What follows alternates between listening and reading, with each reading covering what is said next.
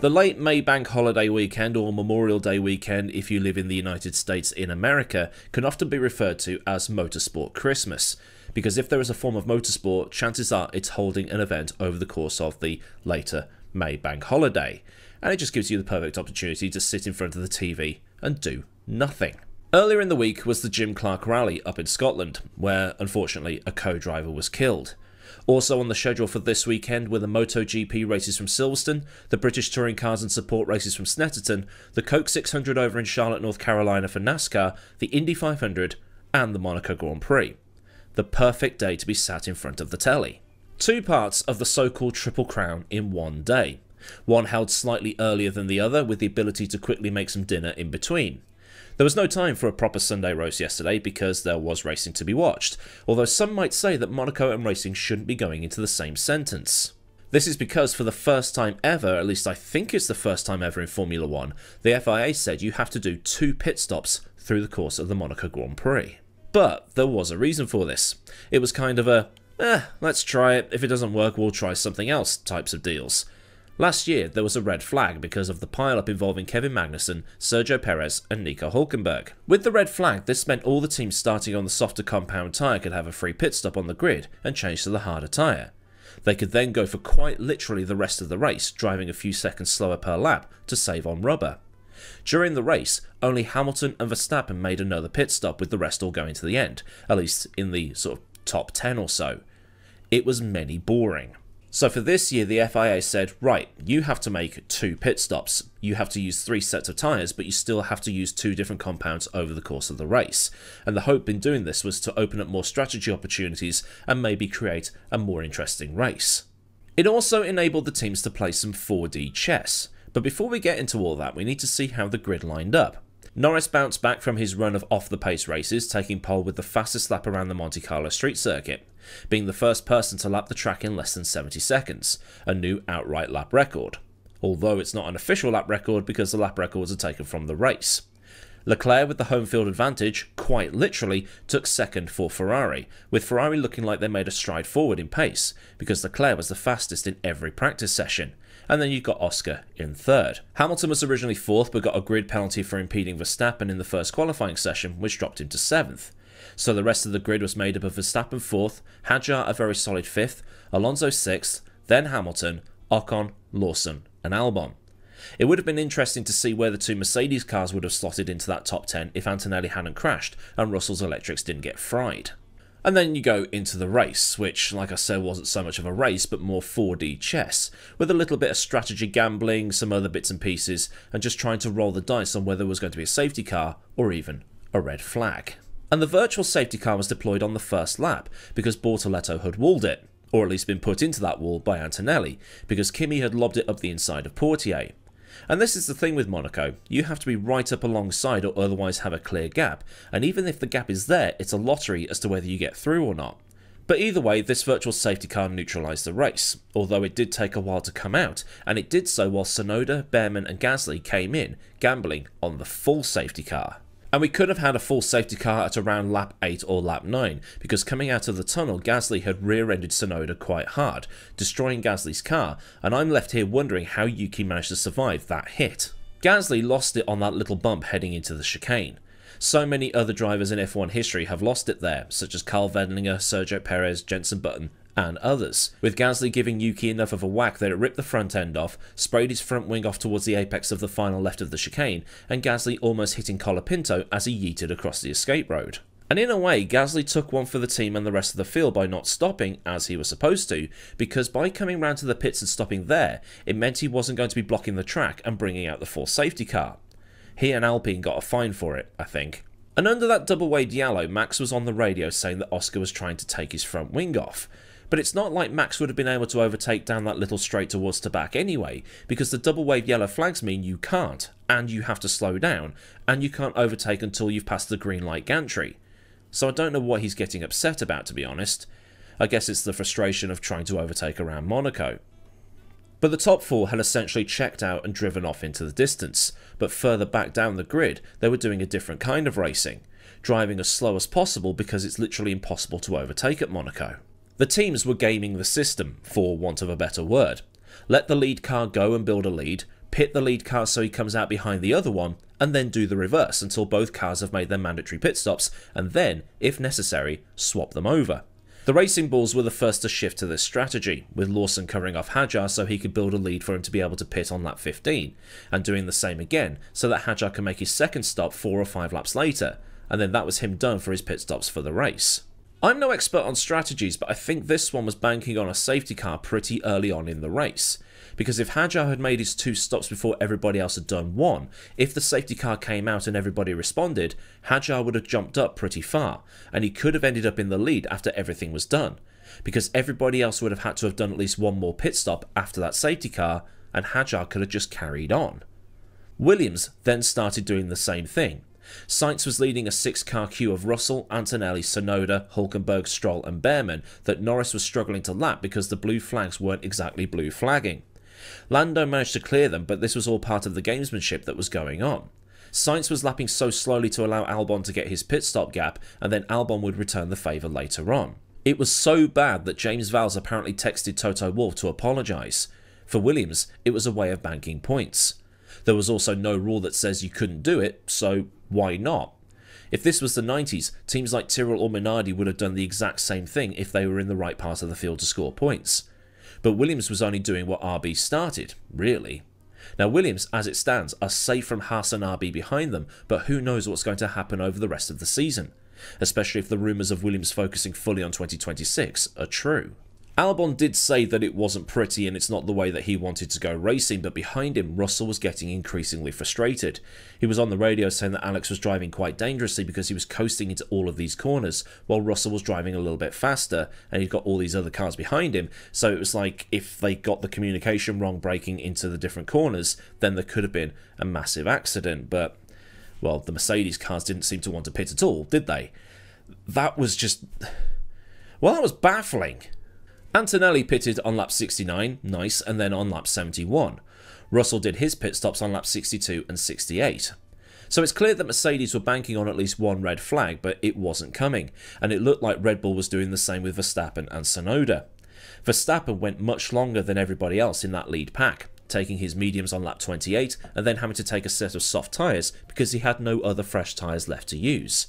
And looking at the Pirelli graphics showing the pit stops, Tsunoda basically did the reverse to what Verstappen did. Soft for that first lap, then the hards, then the mediums with about 5 laps left. The McLarens meanwhile were better equipped because they had 2 fresh sets of hards available, while Leclerc used mediums to run to the end. And George got so frustrated that he simply overtook Albon by just cutting the chicane, thinking, whatever penalty the FIA gives me, I'll just take at the pit stop and still have enough of a gap to get back out in front of Alex. But unfortunately, the FIA had a different idea. The FIA hit him with a drive-through instead, and if Russell had been able to overcut Albon instead, then maybe he could have scored a point at the expense of Sainz. But it is what it is. Mercedes got everything completely wrong yesterday, and it was like the pit crew was there as a formality because they were sat around not doing much for the majority of the race. I wouldn't be surprised if any of them were napping during that, or watching the football. So Russell got a deserved penalty for his cheekiness. There's absolutely no getting around that, and I say that with a literal George Russell hat on. And the Sky commentators said it would be an interesting GPDA meeting next time out. But with George and Alex being such good mates, I don't think there's any hard feelings about it. It's just a different kind of racing. And if you know me and this channel, I don't have issues with people going, it doesn't say here that I can't. It's not like Alex was driving 15 seconds a lap slower than normal and being an actual danger to everybody else around him. The RBs were doing the exact same thing, and McLaren and Ferrari had the options available to them and they might have done it, but at a much lesser level. They ended up not doing it because the 2 McLarens are fighting for a world championship and Lewis was stuck behind Fernando for the whole first stint. But you do have to take into account the feelings of what point does it become taking the piss, where the FIA has to intervene and say, speed up, because both the Mercedes have had to take avoiding action against the Williams cars, Verstappen has had to cut the chicane to lap one of the cars in the queue caused by those Williams cars, and you're being an absolute menace to the faster cars on the track. And I think that's why the race ended up looking a little bit naff and also a bit of a meme, because of the gamesmanship that was being done. But that's just Monaco, really. If the weather and safety cars don't intervene, that's the Monaco you're going to get. But on the flip side, there was that element of jeopardy and that gamble that was going on. Like mentioned, Red Bull were gambling on safety cars and red flags that never came. If a red flag was to come out while Verstappen was leading, then it was a free pit stop, and he gets to take the restart on a fresh set of tyres from the front of the grid. And because it's Monaco, he can nurse them without having to drive hard because, well, it's Monaco. Good luck overtaking. And also good luck overtaking Verstappen. He did have to take those softs pretty late anyway because they wouldn't have lasted more than 10 laps, but if he got himself into the right position, he'd have had the opportunity to snatch the win. And strategically, that's where it was going to be won, with a red flag or a safety car. But they never happened. Lewis was able to overcut Hadjar and Alonso in his first stop and then got helped out a bit further with Alonso retiring later on, but that was about it at the upper end of the field. He managed to get 2 of his 3 drop positions back at least, but the lottery of Monaco is the lottery of Monaco. But I'm sure there will be people on the socials saying that Monaco has had its day and needs to go. But the thing is, this has been said for at least the last 30 years. The difference back then is that there was refueling, so there was at least that strategy element, and the difference between the fastest and slowest cars on the grid was much bigger than it is today. So if somebody in a faster car started low down, they could at least make an on-track overtake, although it would still be very, very difficult. Monaco has, for the last 30 years and maybe longer, been more of a race of strategy than a race of actual pace, or real racing as people would want to call it. Overtaking was rare even in this fabled era of smaller cars, and reliability was something that would produce a result and mess things up a bit. 1996 springs to mind where Olivier Panis won with only 3 drivers making the finish line. 1997 when Barrichello in the Stewart finished second. But even then, since 2003, on only 7 occasions has the pole sitter not won the race. That being 2003, 2008, 2015, 16, 17, 21 and 22. That said though, and this is something John Noble at the race mentioned in their analysis of the 2-stop thing, is that if the 2 Mercs had been in the top 10 shootout and got their cars into something like 5th and 7th, which might have been doable, they were going to do the same strategy that RB and Williams did, and their projections say that it might have got them into a position to win the race. But that's all what ifs. Now I don't know myself because, like I said, I'm not particularly great on the whole strategy front, but if George or even Kimi had somehow won the race through Mercedes doing the same system that RB and Williams had done to get their drivers into positions to score good points, would F1 YouTubers be sat in front of their cameras talking about how Mercedes had managed to pull off this absolutely big brain strategy masterclass through gaming the system? Or would people be sat in front of their cameras or their computers saying that Mercedes had basically, shafted the whole field by driving deliberately slowly? Answers on a postcard. As it was, Norris took the victory ahead of Leclerc, Piastri and Verstappen. Hamilton recovered to 5th while Hadjar took 6th for a very good result, and Hadjar is starting to look even better now over the rest of the races that he's done since his calamitous race at Melbourne. Ocon took 7th to take some decent points for Haas, while Lawson, Albon and Sainz rounded out the top 10, with Albon and Sainz 2 laps down on Norris. And actually, while I'm here, this win will probably help Lando out a little bit. Since his win in Australia, he's not won another race until yesterday, and in the last few rounds he's been, well, not quite with it, leading to many saying that he's not quite cut out to be the world champion, while Piastri has got a much cooler head on his shoulders, and I've been one of those many. But in this race, Lando seemed to be the cool one, with Oscar sliding his car a lot and giving the walls light kisses, with there being one shot of him coming out of Saint-Devote with an amount of opposite lock on. To have banged in the first sub-72nd lap of Monaco, beating out Leclerc who had been on it all weekend, and then soaking up the pressure at the one track where you have to soak up all the pressure, should give him some confidence going forward. The toughest track on the calendar with 3 strong rivals behind. Yeah, he definitely needed it.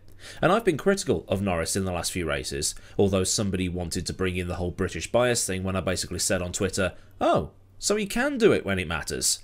But you have to give him the credit where it's well and truly due. Although, we are moving towards the Spanish Grand Prix, which can mean only one thing, and you can bet that the weekend will be dominated by the FlexiWing ban that's coming for that race. What's it going to do to the pecking order, and will McLaren still be on top coming out the other side? More importantly, will it help Ferrari, who are now just 1 point behind the Red Bulls? Well, Red Bull. So, this 2-stopper thing. It only really makes things interesting if there's a red flag or a safety car. Gasly could have brought out the full safety car with his accident, and so could Bortoleto when he walled it at Portier. But they didn't. It is what it is.